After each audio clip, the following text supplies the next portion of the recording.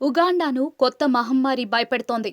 ఆ మహమ్మారి పేరు డింగా డింగా. అంటే డాన్స్ చేస్తున్నట్టుగా వణికిపోవడం అని అర్థం. ఆ దేశంలో ఈ కొత్త రోగం పుట్టుకొచ్చింది. కొన్ని రోజులుగా వేధిస్తున్న ఈ వ్యాధితో అక్కడి ప్రభుత్వం తలపట్టుకుంది. ఎందువల్ల వస్తుందో, ఏ మందులు వాడాలో తెలియదు. 300కి పైగా కేసులు నమోదవడంతో అక్కడి ప్రజలు భయపడిపోతున్నారు. రోగం వచ్చిందంటే చాలు, నియంత్రణ లేకుండా ఒళ్ళు ఊగిపోతుంది. జ్వరం, వీక్నెస్, పక్షవాతం వచ్చిన ఫీలింగ్ దీని లక్షణాలు.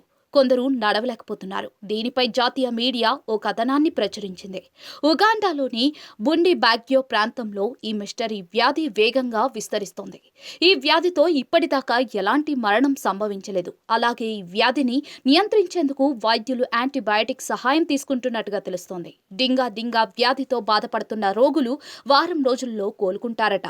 అటు డెమోక్రటిక్ రిపబ్లిక్ ఆఫ్ కాంగోలో కూడా మరో వింత వ్యాధి ప్రబలుతోంది. ఈ వ్యాధి కారణంగా అక్కడి ప్రజలు జ్వరం, తలనొప్పి, దగ్గు, ముక్కు కారడం, శరీరమంతా నొప్పులు వంటి లక్షణాలను ఎదుర్కొంటూ ఉన్నారు. కాంగోలో 400 మందికి పైగా ఈ వ్యాధి బారిన పడ్డారు. జ్వరం, పక్షవాతం, వారి శరీరం అనియంత్రిత వణుకు మొదలవడం వంటి లక్షణాలు ఉన్నాయట.